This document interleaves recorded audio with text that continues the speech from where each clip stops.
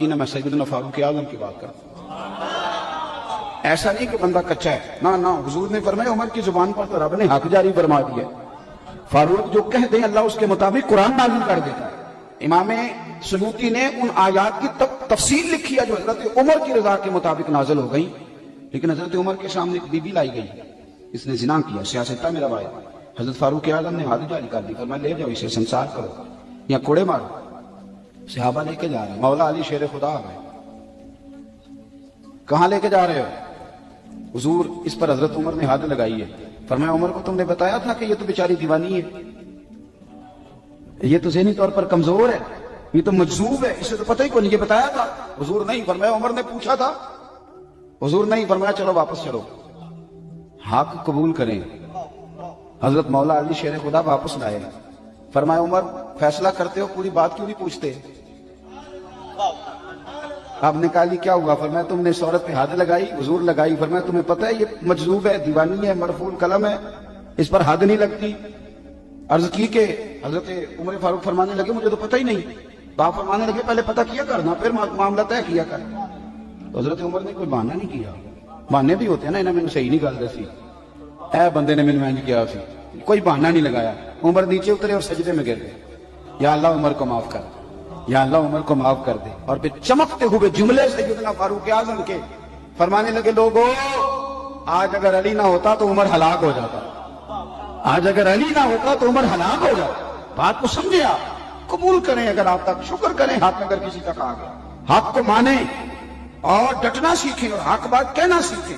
حضرت عمر فاروق رضی اللہ تعالیٰ عنہ کے زمانے میں بھی کچھ معاملات ایسے ہوئے۔ امام غزالی نے لکھا ہے کہ ایک نوجوان شراب چھپا کے نا اپنی چادر کی اوٹ میں تو حضرت عمر کے سامنے سے گزر رہا تھا، شراب چھپا کے۔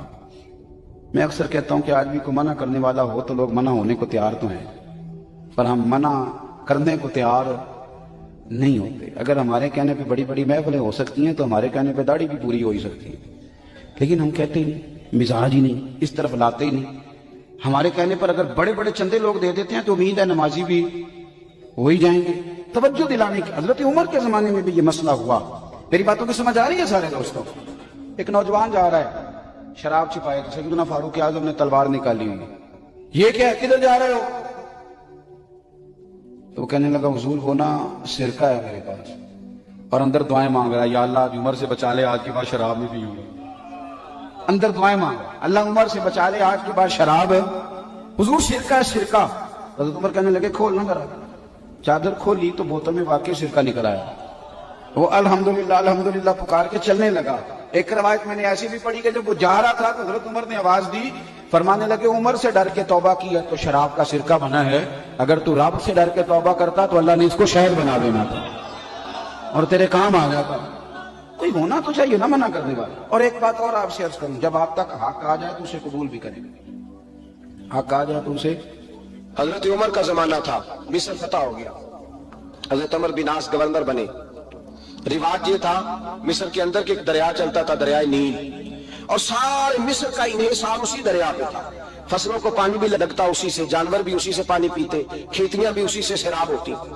سال کے بعد وہ دریا خشک ہو جاتا تھا، سال کے بعد وہ دریا خشک ہوتا، اور جب خشک ہوتا نا تو ایک کواری لڑکی قتل کر کے دریا میں ڈالتے، پھر وہ دریا چلتا۔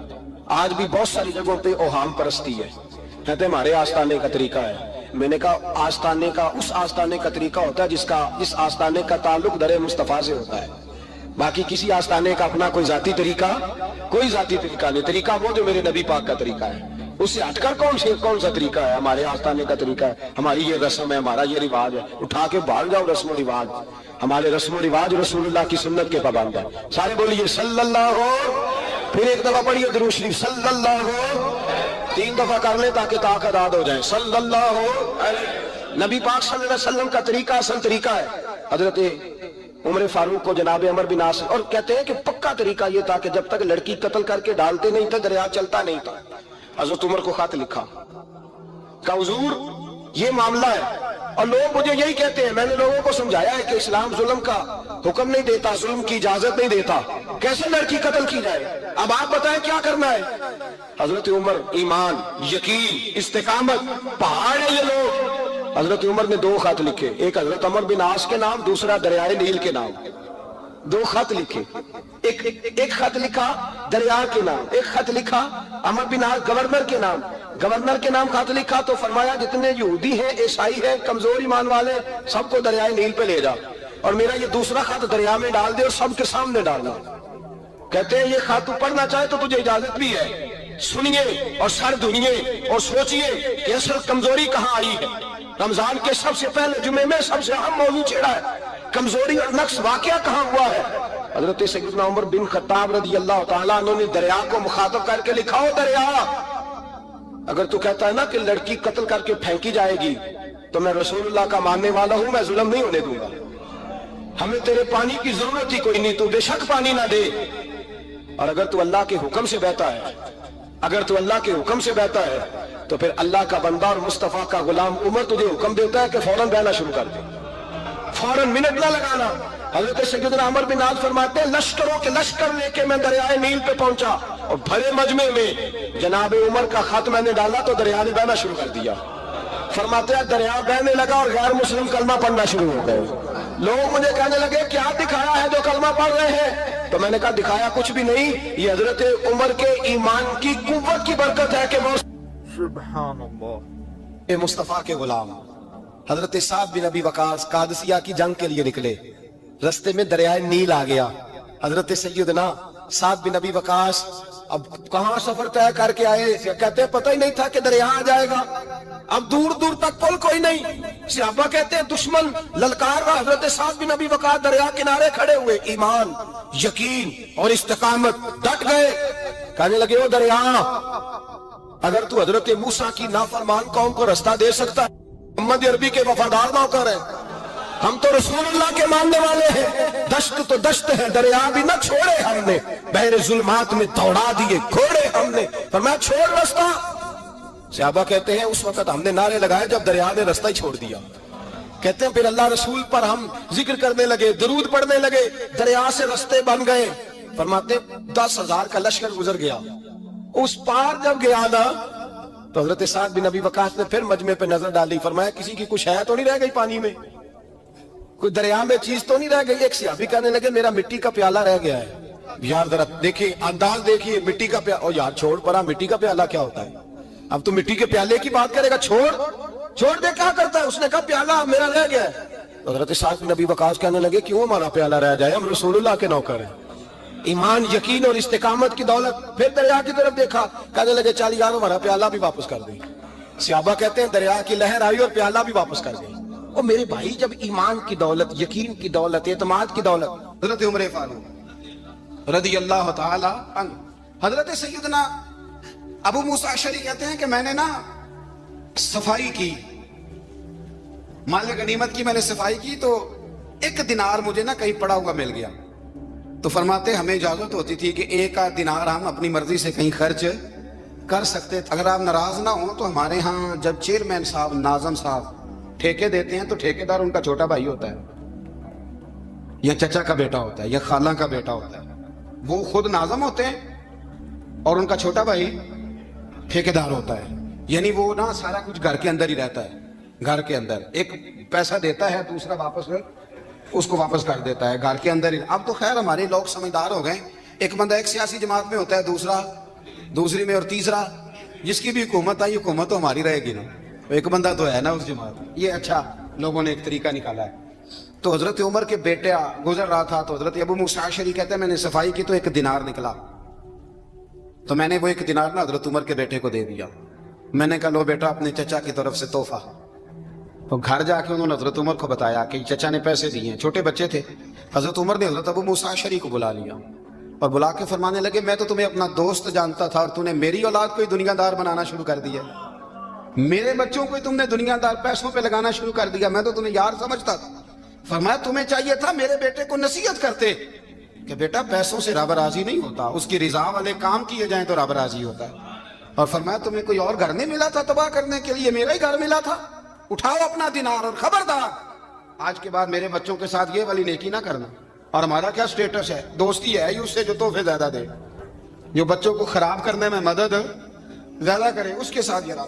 حضرت عمر نے گھر پہ اور سب سے بڑھ کر اپنی ذات پہ توجہ کی. حضرت ابو مالک رضی اللہ تعالیٰ عنہ کہتے ہیں میں عمر کے پیچھے پیچھے ایک باغ میں گیا, اکثر اس باغ میں جایا کرتے تھے, اور عمر جا کے نا تو درخت کے نیچے بیٹھ گئے اور فرمانے لگے امیر المومنین اللہ سے ڈر جا, ورنہ جس رب نے حکومت دی ہے وہ عذاب بھی بڑھا دے گا, ڈر جا رب سے. کبھی ساری زندگی حضرت عمر نے اپنا کوئی تعارف نہیں کرایا, کبھی نہیں. ایک بندے نے آپ کے سامنے تعریف کر دی آپ کی تو فرمانے لگے تو خود بھی ہلاک ہوا اور مجھے بھی ہلاک کر دیا, کیا ضرورت پڑی ہے میری تعریفیں کرنے کی, اتنی دیر میری تعریف میں لگائی, اللہ کا ذکر کرتا رب تجھے ثواب دیتا, حضور پہ درود پڑھتا تو رب تیرے اوپر رحمتیں نازل کرتا, کس چکر میں ہے؟ آج جتنا اچھی کوئی خوشامد کرے اتنی اچھی وزارت ملتی ہے, جتنی اچھی اس کو جو ہے وہ چاپلوسی کرنی آیا درجہ بھی اسے اتنا ہی اچھا ملتا ہے. حضرت عمر فاروق رضی اللہ تعالیٰ عنہ آپ کے بیٹے کہتے ہیں, صاحب فتوح الشام نے لکھا ہے, آپ کے صاحبزادے کہتے ہیں میں نکلا تو میرے ابا جی نا اپنی پشت پر مشکیزہ رکھ کے کنویں سے پانی بھر کے آ رہے تھے. میں دوڑ کے آگے گیا, میں نے کہا ابا جی مجھے دے دے. فرمانے لگے بیٹا تیرا کیا خیال ہے, کوئی اور نہیں تھا مشکیزہ بھر کے لانے کے لیے, تیرا کیا خیال ہے؟ ابا جی بڑے لوگ تھے پر آپ کیوں اٹھا رہے ہیں؟ فرمانے لگے نفس نا ذرا میرا بڑا ہو گیا تھا, اسے ذرا ذلیل کر رہا ہوں, ذرا اپنا محاسبہ کر رہا ہوں, یہ مجھے کہہ رہا تھا تو بڑی چیز ہے, تو میں نا ابھی مشکیزہ گھر رکھ کے آؤں گا, پھر تیری ماں نے مجھے کہا ہے کہ گھر میں لکڑیاں کوئی نہیں جلانے کے لیے, پھر میں جنگل سے لکڑیاں کاٹ کے لاؤں گا. اب میں امیر المومنین بن کے نا تو میرا نفس تھوڑا بڑا ہو گیا. آپ یقین کریں ہمارا آزما خراب ہو جاتا ہے جب تک ہمارا تعارف صحیح نہ ہو, ہمارا تعارف ٹھیک نہ ہو, میں یہ ہوتا ہوں میں وہ ہوتا ہوں, چھوڑ مٹی دیں تے مٹی رہنا ہی, مٹی دیں تے مٹی دیں تے مٹی رہنا ہی, ایویں کادی بلے بلے اج مٹی دے اتے بندیا تے کل مٹی دے تھلے, مٹی دیں تے مٹی رہنا ہی کادی بلے. مجھے پوچھ لو, مجھے جان لو, میرا نام لے لو, میں بھی آیا ہوں, میں بھی ہوتا ہوں, میرا بھی یہ تذکرہ ہے, میں بدکار پرانا خادم کسے در ملی نہ ٹوئی, اے تے واصف یار میں نظر جو کی تھی تے واصف واصف ہی ہوئی. یہ تو بڑی بات کی بات ہے, تو بات کی بات ہے صاحب, ورنہ من نانم کے من نانم, جو ہم ہیں اس کا ہمیں پتا تو ہے نا بھائی. کبھی بھی یہ جو ذات کا چکر ہے نا, میں بھی ہوں مجھے بھی, او بھائی یاد رکھو میں کون ہوں. یہ جو نام نمود اور یہ خواہشیں اور یہ جو وقار, یہ تو کمزور لوگوں کا طریقہ ہے. جس کو اپنا تعارف کرانا پڑ گیا اس سے بھی زیادہ کمزور کوئی ہے, فوٹو میں دکھاتا پھرتا ہے فلانے کے ساتھ فوٹو فلانے, تو کمزور بندے یہ کام کرتا. حضرت عمر فاروق اللہ اکبر, حضرت عمر جیسا بندہ 24 لاکھ مربع میل کا حکمران, اور شاہ روم کو خط لکھ کے کہتا ہے میں منت نہیں کرتا میں حکم دیتا ہوں. اتنا تگڑا بندہ. جنگ قادسیہ کے لیے حضرت سعد بن ابی وقاص کو بھیجا, فتوح الشام پڑھ کے دیکھیں. حضرت عمر بڑے پریشان ہیں, اتنے دن ہو گئے کوئی رپورٹ ہی نہیں آئی. اب تو موبائل ہے نا, تو ایک منٹ کی رپورٹ لیں آپ, بلکہ آپ ایک منٹ کی فوٹو لیں آپ, رپورٹ تو دور رہ گئی. حضرت عمر فاروق رضی اللہ تعالیٰ عنہ بڑے پریشان ہیں کہ قادسیہ میں حضرت سعد بن ابی وقاص کے ساتھ لوگ جہاد کرنے کی رپورٹ کوئی نہیں آئی. اتنے پریشان تھے کہ باہر نکل کے نا اس رستے پہ بیٹھ جاتے جو رستہ قادسیہ کی طرف سے آتا تھا. اس جو بھی آتا جاتا پوچھتے جنگ کے کیا حالات ہیں. ادھر جب اللہ نے فتح دے دی نا تو حضرت سعد بن ابی وقاص رضی اللہ تعالیٰ عنہ نے نا ایک قاصد کو خط دے کے بھیجا, کہنے لگے عمر کے پاس جاؤ, انہیں اطلاع دو کہ الحمدللہ اللہ نے اسلام کو فتح عطا کر دی. یہ حضرت عمر کو جا کے دینا, وہ بڑے پریشان ہوں گے. وہ جو اس زمانے میں اس طرح ہوتا تھا کہ کئی دور دور سے صحابہ جو دوسرے شہروں کے ملکوں کے رہنے والے ہوتے تھے وہ بھی آ کے شامل ہو جاتے تھے جہاد میں. کوئی ایک دفعہ مدینے آیا, کوئی 2 دفعہ آیا, پھر اپنے اپنے علاقوں میں. بہت سارے لوگوں نے زیادہ دفعہ حضرت عمر کو دیکھا بھی نہیں تھا. وہ جو قاصد خط لے کے آیا تھا نا اس نے ایک آدھ دفعہ دیکھا تھا, حضرت عمر بوڑھے ہو گئے, وہ پہچانتا نہیں تھا. میری بات کی سمجھ آ رہی ہے آپ حضرات؟ ادھر سے وہ خط لے کے آ گیا. حضرت عمر مدینے سے باہر نکل کے اس روڈ پہ بیٹھے تھے جو قادسیہ سے آتا تھا. جب اس آدمی کو آتے دیکھا تو حضرت عمر اٹھ کے کھڑے ہو گئے, فرمانے لگے قادسیہ سے آ رہے ہو؟ وہ کیا کہتا ہے, پھٹے پرانے کپڑے, ٹوٹے ہوئے جوتے, سر پہ پرانی پگڑی. کہنے لگے غلام مدینے کے رہنے والے ہو؟ حضرت عمر کہنے لگے ہاں مدینے کا ہوں. کہا میں قادسیہ سے آیا ہوں, الحمدللہ اللہ نے اسلام کو فتح دے دی ہے, الحمدللہ کفر کی کمر ٹوٹ گئی ہے. اس نے یہ بات کر کے تو گھوڑے کو ایڑی لگائی, گھوڑا دوڑنے لگا مدینے کے. حضرت عمر بھی ساتھ ساتھ دوڑ رہے. فرمانے لگے اچھا بتاؤ خالد بن ولید کا کیا حال ہے؟ تھوڑا آگے جا کے فرمانے لگے اسامہ بن زید کیسے ہیں؟ وہ کہتے ہیں ٹھیک ہے. پھر اس نے اور گھوڑا, عمر ساتھ ساتھ دوڑ رہے ہیں, ساتھ ساتھ. 24 لاکھ مربع میل کا حکمران, ایک جوتا پیر سے نکل گیا, عمر دوڑ رہے ہیں. آگے جا کے پوچھتے ہیں سعد بن ابی وقاص کا کیا حال ہے؟ کہا حضور وہ بھی ٹھیک ہے. کتنے لوگ میرے شہید ہو گئے مسلمانوں میں سے. کہنے لگا صحیح گنتی کا نہیں پتا. یہ لفظ ادا ہوتے ہوتے مدینے کی سرحد آ گئی. لوگوں نے عمر کو گھوڑے کے ساتھ دوڑتے دیکھا تو کہا امیر المومنین کیوں دوڑ رہے ہیں؟ وہ غلام چھلانگ لگا کے نیچے آیا, قدموں میں بیٹھ گیا. کہنے لگا حضور آپ نے بتایا ہی نہیں آپ امیر المومنین ہیں. آپ فرمانے لگے کیا بتاتا, میں تو اونٹ چلانے والے کا پتر ہوں, کیا بتاتا. وہ عمر ہوں جس نے اپنے گناہوں کا حساب دینا ہے, کیا بتاتا. جو سعد بن ابی وقاص کو جہاد پہ بھیج کے خود بزدلوں کی طرح گھر میں بیٹھا ہے, کیا بتاتا. کوئی حیثیت نہیں, کوئی تار. تو نے اچھا کیا, تو مجاہد تھا, مجھے ساتھ ساتھ دوڑایا, تو نے اچھا کیا. جتنے لوگ تھے چیخیں مار کے رونے لگے. حضرت فاروق اعظم سے کہنے لگے عمر جب تک تیرے جلوے رہیں گے اللہ کامیابیاں ہی عطا فرمائے گا, جب تک تیرا رنگ رہے گا اللہ تعالیٰ نوازتا ہی رہے گا. کچھ نہیں, کبھی اپنا آپ ظاہر ہی نہیں کیا. بہت بڑے تھے, بہت بڑے تھے حضرت عمر, بڑے تھے, لیکن ساری زندگی اپنے محاذ. حضرت ابو رافع غلام تھے, قرآن پاک بڑا سونا پڑھتے تھے. حضرت عمر جب بھی انہیں ملتے کہتے ابو رافع تو عمر سے اچھا ہے, قرآن بڑا شاندار پڑھتا ہے. تو وہ کہتے حضور اگر میں قرآن صحیح پڑھتا ہوں تو آپ کو قرآن کی تشریح زیادہ صحیح آتی, آپ بھی تو مجھ سے افضل ہیں. تو آپ فرماتے نہیں پھر بھی تو مجھ سے افضل ہے. کیوں؟ اس لیے کہ تو اپنے غلام اپنے آقا کی نوکری بھی ٹھیک کرتا ہے اور رب کی عبادت بھی ٹھیک کرتا ہے, اور مجھے خالص صرف عبادت کرنی ہوتی ہے وہ بھی ٹھیک نہیں کر پاتا. ساری زندگی اپنا محاسبہ, ساری زندگی اپنے گریبان میں دیکھا, ساری زندگی اپنے آپ کو پرکھا, اپنے آپ کو ٹٹولا. 62 سال عمر بیت گئی. حضرت حذیفہ بن یمان ایک صحابی تھے, میرے نبی کریم علیہ السلام ان سے راز کی باتیں کرتے تھے. ہر بندے کا ہاضمہ ٹھیک نہیں ہوتا, سب سے راز کی بات نہیں کرنی چاہیے. حضرت حذیفہ بن یمان کہتے ہیں حضور راز کی باتیں بتاتے. مدینہ منورہ میں جو منافقین تھے ان کی لسٹ بھی نبی پاک نے حضرت حذیفہ بن یمان کو دی تھی. جب کوئی مشکوک آدمی مر جاتا نا تو صحابہ کہتے ہیں ہم دیکھتے اگر حضرت حذیفہ نے جنازہ پڑھا تو ہم بھی جنازہ پڑھ لیتے. نبی پاک نے بھی کچھ جنازے نہیں پڑھے. ترمذی میں ہے, فرمایا عثمان سے جو بغض رکھے اس کا جنازہ نہیں پڑھیں گے. حضرت حذیفہ بن یمان اگر جنازہ پڑھتے تو لوگ پڑھتے, وہ نہ پڑھتے تو لوگ جنازہ نہ پڑھتے. حضرت حذیفہ بن یمان کہتے ہیں جناب عمر فاروق کی خلافت کے آخری ایام تھے, کچھ دنوں کے بعد وہ شہید ہو گئے.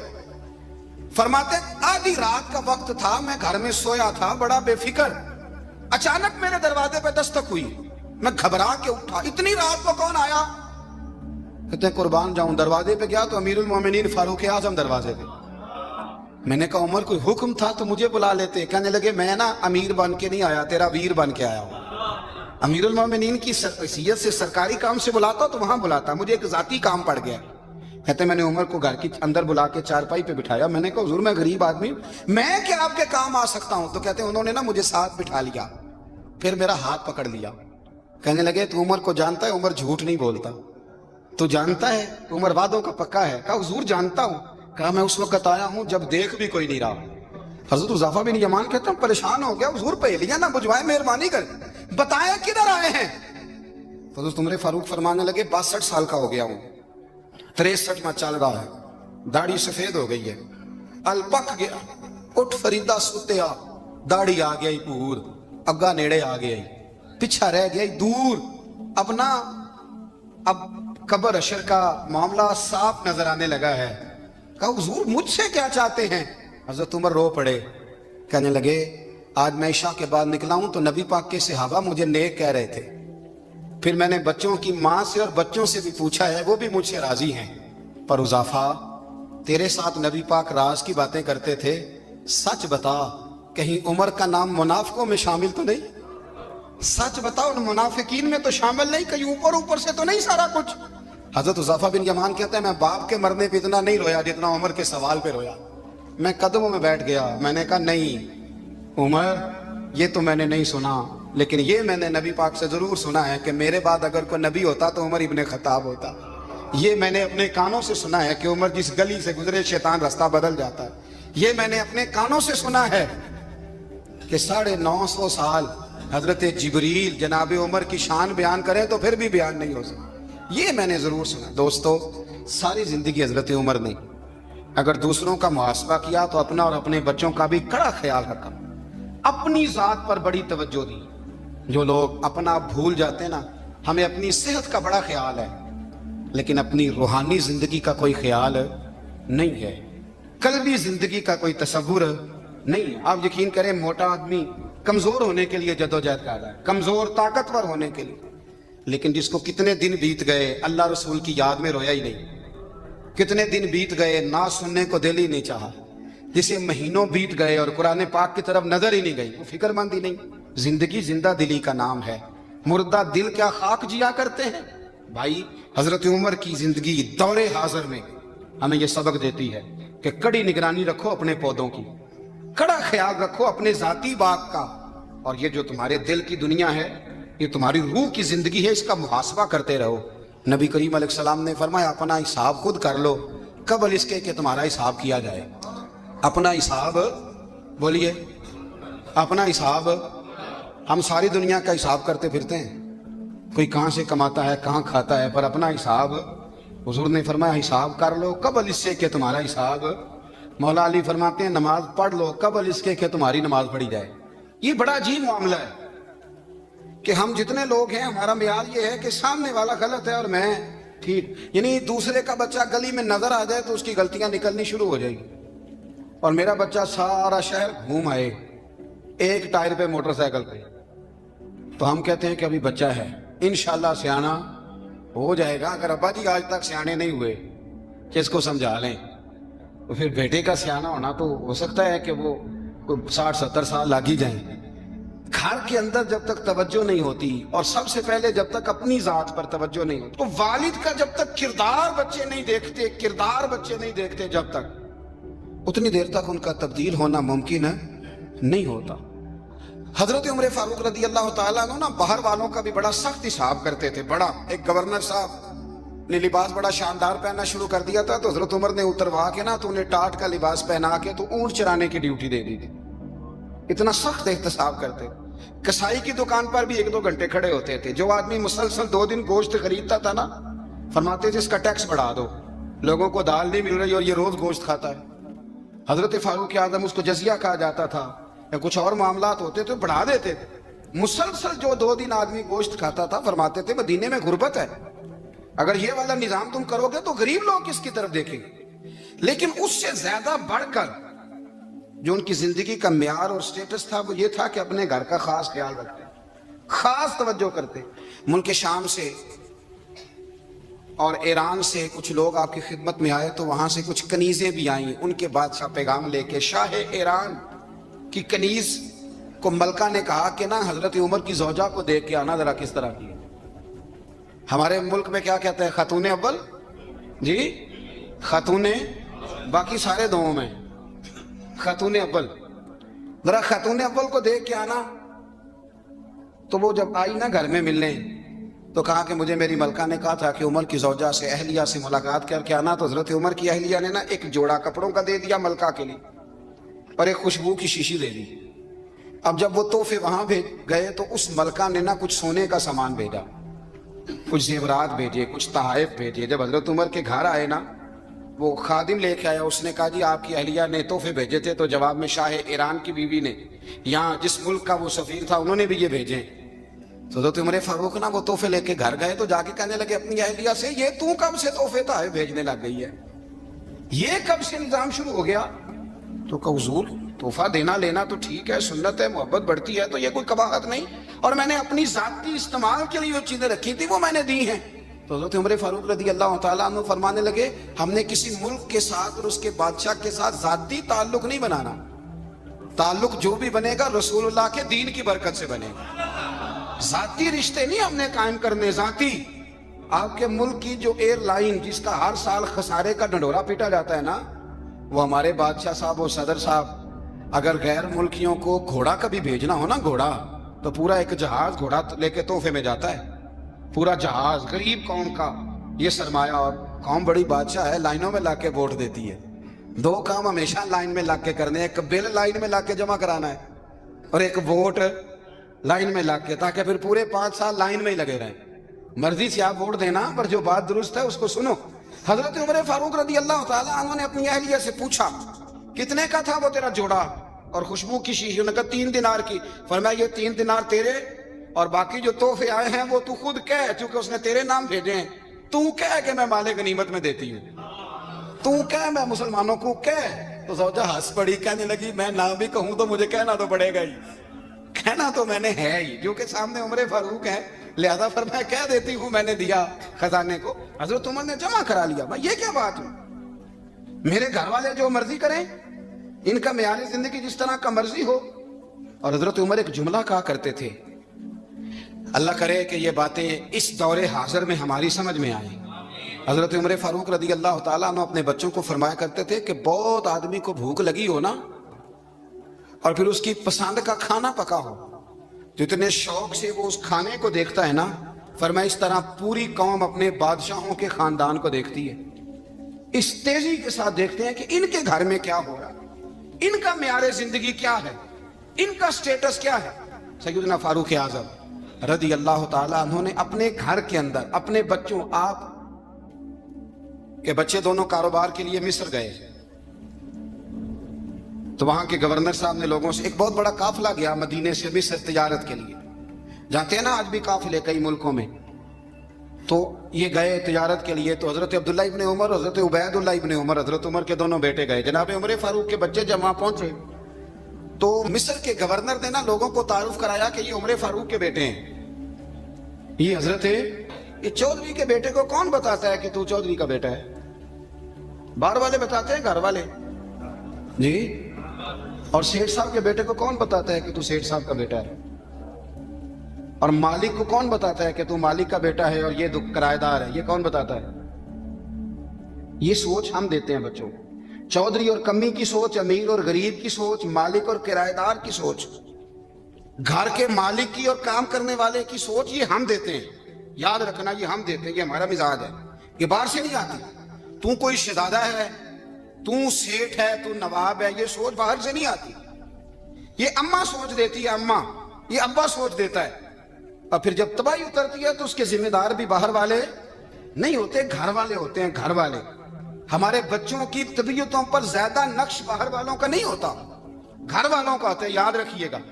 حضرت عمر فاروق رضی اللہ, بچے ہیں, شہزادے ہیں, وہ کاروبار کرنے گئے, اور وہاں لوگوں نے بتایا گورنر صاحب نے کہ یہ فاروق اعظم کے بچے امیر المومنین کے. لوگوں نے ان سے زیادہ مال خریدا, تجارت میں زیادہ نفع ہوا. ظاہر ہے کہ وہ آپ کے جو اللہ خیر کرے حکمران ہیں, ان کے کاروبار کتنے ملکوں میں ہیں, کس بنیاد پر ہیں؟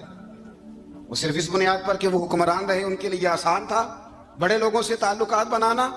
حضرت عمر فاروق رضی اللہ تعالیٰ عنہ کے بچے ڈھیروں مال کما کے جب واپس آئے نا, تو حضرت عمر سے آ کے بچوں نے بطور محبت کا, ابا جی اللہ نے بڑا ہی فضل کیا ہے, بڑا مال کمایا الحمدللہ, یہ دیکھیں کتنا نوازا ہے. تو حضرت عمر کہنے لگے سارے قافلے نے اتنا ہی کمایا ہے,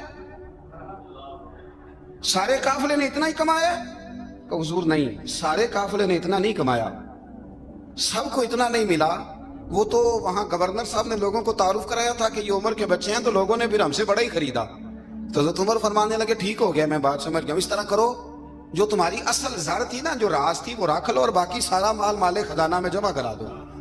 اس لیے کہ یہ تم نے تجارت نہیں کی, یہ تم نے اپنے باپ کا نام بیچا ہے, یہ تم نے امیر المومنین کے بیٹے ہونے کا فائدہ اٹھایا ہے. فرمایا یہ تمہارا نہیں حق, یہ مسلمانوں کا ہے. اس لیے کہ یہ مال تم نے محنت سے نہیں کمایا, یہ باپ کی کرسی کا فائدہ اٹھایا ہے. اور فرمایا اگر تم نے مال جمع نہ کرایا تو میں مال بھی لے لوں گا زبردستی, اور کوڑے بھی ماروں گا, ڈبل سزا دوں گا. مرضی سے جمع کراؤ گے تو کوڑوں سے بچ جاؤ گے. بڑے بیٹے نے تو جمع کرا دیا, تو چھوٹا تھوڑا پریشان ہوا. تو حضرت عبداللہ ابن عمر چھوٹے کا ماتھا چوم کے کہنے لگے بیٹے چپ کر کے جمع کرا, یہاں بھی فخر کر کے ہم عمر کے بیٹے ہیں, اور قیامت میں بھی فخر کریں گے کہ ہم فاروق اعظم کے بیٹے ہیں. حضرت عمر فاروق رضی اللہ تعالیٰ عنہ کے بارے میں امام ابن جوزی نے لکھا ہے کہ رات کو نا گھر کے اندر بیٹھے بیٹھے اچانک رو پڑے حضرت عمر. 62 سال عمر ہے, خلافت کے آخری ایام چل رہے, تو رو پڑے ایسے ہی گھر میں بلا وجہ. آپ کی اہلیہ نے, زوجہ نے بیٹے کو اٹھایا, فرمایا پتہ کرو تمہارے باپ کو کیا مسئلہ ہے, کہیں کوئی تکلیف تو نہیں, درد تو نہیں, صاحبزادے آئے. ابا جی کیا بات ہے؟ فرمایا اماں کو بلاؤ. سب لوگ جمع ہو گئے. تو جناب عمر فاروق رضی اللہ تعالیٰ عنہ فرمانے لگے کہ بیٹھو میرے ارد گرد. سب بیٹھ گئے. تو فرمانے لگے آج جب میں مسجد سے نکلا تھا تو میرے نبی پاک کے سچے سے آبا, سچے رسول کے سچے سے آبا, حضور کے سچے غلام یہ کہہ رہے تھے کہ عمر بڑا ہی اچھا ہے, عدل والا ہے, انصاف والا ہے. تو ابا جی اس میں رونے والی کیا بات ہے؟ تو فرمانے لگے ڈر یہ لگتا ہے کہ باہر تو میں اچھا تھا, کہیں گھر میں تو نہیں کوتاہیاں کرتا رہا, मेरी बात पे तवज्जो करना। कहीं घर में आप बातें सुन लें तो शायद इतनी मैं करता हूं दूसरा कार ही कोई ना सके, लेकिन जब अमल के रास्ते पे हम निकलते हैं तो वो मसदूद है, वो बंद है। अमल किसने करना है? आप कोई आयत पढ़े तो यहां गलती निकालने वाले 20 लोग मिल जाएंगे, 20 लोग, लेकिन उस आयत पे अमल करने वाले कितने मिलेंगे? तो हजरत उमर फारूक रो रहे थे, कहने लगे कहीं तुम्हारे हुकूक तो नहीं पामाल करता रहा। तो आपकी अहलिया ने जब सुना तो वो कहने लगी उमर मुझे तो बड़ा पुराना शिकवा है, आपका जाहो जलाल इतना था मैं बात नहीं कर सकी। उमर तुमने सारा दिन मस्जिद में गुजार दिया और सारी रात निकाब ओढ़ के मदीने की गलियों में गुजार दी, मैं तो जिंदगी की कोई खुशी देख ही नहीं सकी। चाह तो मेरे अंदर भी थे ना कि मेरा शौहर कुछ घड़ियां बैठता, कहीं मुझे लेके जाता, तो मैं तो कुछ नहीं देखा, मुझे बड़ा शिकवा है। तो हज़रत उमर कहने लगे चल अल्लाह की रिदा के लिए माफ कर दे। भाई माफी बीवी से नहीं मांगी जा रही, माफी अपनी गलती की मांगी जा रही, ये समझ ले। बीवी के लिए तो खामद का बहुत बड़ा मकाम है ना, लेकिन यहां गलती किस बात की है? अपनी कमजोरी पर गलती का इतराफ करके माजरत का सवाल किया जा रहा है। तो हज़रत उमर कहने लगे माफ कर दे। तो अहलिया कहने लगी मैं नहीं माफ करती, मेरी शर्त पूरी करें। फरमाया वो क्या? फरमाने लगी क़यामत में जब अल्लाह आपके लिए जन्नत का हुक्म देगा तो आप मेरी सिफारिश करेंगे अल्लाह की बारगाह में? सिफारिश करेंगे या अल्लाह मुझे कपड़े धो के देती थी, मेरी इज्जत की हिफाजत करती थी, मेरे बिस्तर को पाक रखती थी, कहेंगे? तो हज़रत उमर फरमाने लगे तेरे साथ वादा रहा, रब ने अगर उमर को अपने फजल, अपने करम और अपने महबूब के सदके जन्नत दी तो उमर तेरे बगैर जन्नत में नहीं जाएगा। अमल का रास्ता, अमल का रास्ता। देखे ना, 2 दफा उस्ताद बात करता है, 2 दफा, और कोई ज्यादा, एक तो है ना कि MA और जनाब M.Ed और M.Phil और फिर PhD किस्म का उस्ताद, एक वो जो मैट्रिक PTC टीचर है ना, वो 2 दफा स्टूडेंट को काम कहे तो तीसरी दफा वो नाराज हो जाता है, कहता है मैं 2 दफा कहा है। बच्चे को आप 2 दफा कहते हैं और अगर तीसरी दफा कहना पड़े तो गुस्सा आता है नहीं आता? भाई तूने इतनी दफा कहा, तू समझ नहीं रहा बात को। और अगर अल्लाह करीम कुरान मजीद में सैकड़ों दफा कहे नमाज पढ़ो, सैकड़ों दफा, और ये बहाने कर रहा है, ये भी प्रोग्राम बना रहा है, फिर कहते हैं मैं बेचैन रहता हूं, मैं बेकरार रहता हूं। अमल का रास्ता इसको इख्तियार करें, आप सुकून में रहेंगे। बदअमल आदमी और बेअमल आदमी ये हमेशा परेशान रहते हैं। हमेशा अमल करें, तौबा करें तो फिर बदल जाएं, फिर तब्दीली आए। और ये कोई मुश्किल काम नहीं, जो बदलने वाले थे वो बदल गए। बड़ा कुछ करते थे पर फिर वो लोग बदल गए। हजरत फुजाला रज़ी अल्लाह तआला अन्हु कहते हैं कि मैं बड़ा दिलदादा था औरतों का, और मेरा माहौल ये था कि मैं कत्ल भी कर लेता था, माज़अल्लाह चोरी भी कर लेता था, और रात मेरी तबीयत थी माज़अल्लाह नहीं से नहीं औरत के पास जाना। कहते हैं अबू जहल ने ऐलान किया कि जो नबी पाक अलैहिस्सलाम का सरे अक़दस माज़अल्लाह काट के लाएगा, नकले कुफ्र, कुफ्र न बाशर, 100 सुर्ख ऊंट इनाम मिलेगा। तो मैंने इरादा कर लिया कि मैं बहुत सारा इनाम हासिल करूंगा। कुरान मजीद में ना अल्लाह फरमाता है कि बहुत सारे लोग ऐसे हैं जिन्हें अगर मैं रिस्क में कुशादगी दे दूं, ज्यादा पैसे दे दूं, फरमाया बागी हो जाएंगे, वो सरकश हो जाए। ये बहुत सारे लोगों को जो अल्लाह तबारक व तआला इत्दाल में रखता है तो ये उनके लिए बेहतर है। हर बंदा दौलत के होते हुए नेक हो सकता, तो ये अल्लाह अगर रखता है ना इत्दाल में तो शुक्र करे अल्लाह का, वरना तो लोग अय्याशियां करें, पता नहीं क्या कुछ कर गुजरे। तो हजरत फुजाला कहते हैं कि मैंने खंजर तैयार किया और मैंने बगल में उसको छुपाया, ऊपर मैंने चादर ओढ़ ली।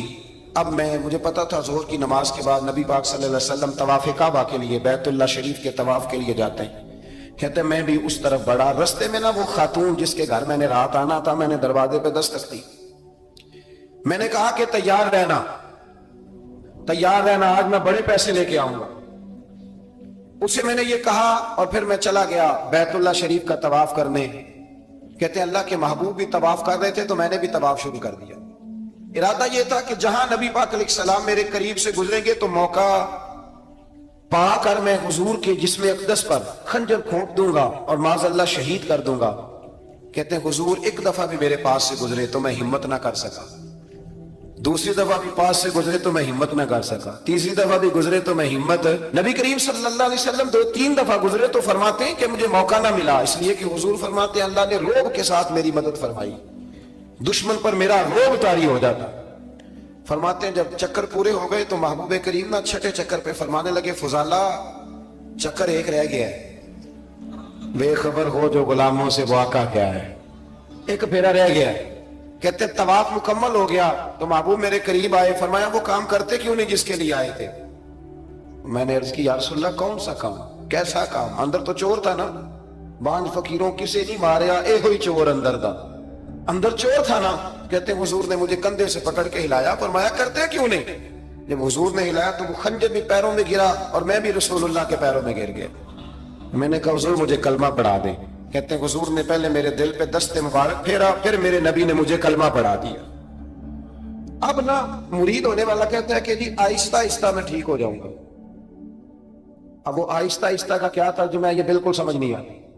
भाई किसी बंदे से 5 लाख रुपया लेना है तो उससे वो कहता है जी मैं आहिस्ता आहिस्ता दूंगा, 500 रुपया दे दिया करूंगा रोज का, तो कहते हैं मेरी रकम खराब होती है, पूरे दो। और नेकी की बात जब आती है तो कहते हैं हजरत साहब दीन इतना सख्त नहीं है, मैं आहिस्ता आहिस्ता ठीक हो जाऊंगा। अब मैं मगरिब इशा पढ़नी शुरू कर दिया मैंने, अब मैं तस्बीह ले ली है कल मैंने, भी आहिस्ता आहिस्ता मैं ठीक हो जाऊं। यानी रकम लेनी हो तो वो आहिस्ता आहिस्ता कबूल नहीं है। लेकिन और मकान की रजिस्ट्री अगर करानी हो तो मालिक मकान कहेगा आहिस्ता आहिस्ता करा लो, कहते हैं पैसे पूरे दिए, सवेरे चल और बयान दे। ये क्या बात है। यहां ये जो हमारा माहौल था ना, कर लेंगे हो जाएगा, यकीन करें लोग कब्रों में चले गए हैं पर मस्जिदों में नहीं आए। हर काम से लोग रिटायर हुए पर गुनाहों से रिटायर नहीं हुए। आखिर तक तबाही उतर गई लेकिन लोग बदलने को तैयार ना हुए। हजरत फुजाला कहते हैं अभी मैंने कलमा पढ़ा, अभी मैं वापस आया, रास्ते में वो बीबी खड़ी थी, कहते हैं मैं वो शख्स था कि औरतें मरती थी मेरे ऊपर और किसी की जुर्रत थी कि वो आए बाएं शाएं करे, लेकिन फरमाते हैं मैं बीबी के पास से गुजर गया। पहले तो उसका ख्याल था रुकेगा, लेकिन जब मैं रुका ना तो दरवाजे पे आई, और जब मैं गुजर गया तो उसने आवाज दी, लेकिन मैंने सुनी अनसुनी कर दी। जब आगे बढ़ा तो मेरे पीछे दौड़ी। फरमाते हैं मुझे पकड़ के कहने लगी फुजाला तुझे क्या हुआ, तू वही नहीं जो यहां से गया था। आप फरमाते हैं मैं कभी नहीं रोया था, मैं कभी नहीं रोया था। और जब कहा ना तो वही नहीं, कहते मैंने सर उठाया तो मेरी आंखों में आंसू थे। मैंने कहा मैं जो गया था वो नहीं हूं, अब तो मैं मोहम्मद अरबी का गुलाम बन गया, अब मैं वो नहीं हूं। अब नहीं हो सकता कि कोई मेरी नजर मैली हो जाए, ये कैसे मुमकिन। अब ना इस्लाम की तारीफ हमने ये की है कि खबरदार कोई हमारे करीब ना आए, हम किसी को बात नहीं करने देते कि हम मुसलमान हैं, हम बात नहीं करने देते। पता है क्या बात है, एक मेरी ये तकरीर होती है मिंबर पे और एक मेरा अमल होता है जब मैं सफर करता हूं, जब मैं गाड़ी में बैठता हूं, जब मैं दोस्तों से मिलता हूं। जब इन दोनों बातों में तजाद आता है ना, तजाद, तो लोग तकरीर को जज्बात नहीं कहते, एक फन बन जाती है तकरीर। आपको पता है ना वाइजीन नाथ खां कहते हैं मैंने महफिल लूट ली, फिर लोग शुमार करते हैं कितने लोगों ने सुभान अल्लाह कही, फिर लोग शुमार करते हैं कि आज 5 बंदे रोए भी थे जब मैं तकरीर कर रहा था। तो फिर ये फन है, ये जज्बात का इजहार। समझ ले बात को कि अमल जब आप नहीं ना करते अमल, तो आप खुद बड़े बेचैन रहते हैं कि यार ये मैं क्या कर रहा हूं, ये कौन सा गोरख धंधा है कि मेरा अमल सिफर होता जा रहा है। हमारे एक उस्ताद थे तो वो फरमाया करते थे कि अगर पढ़े लिखे आदमी को तुम बेअमल देखो तो उससे दूर हट जाया करो, वरना तुम्हें भी बेअमल कर देगा।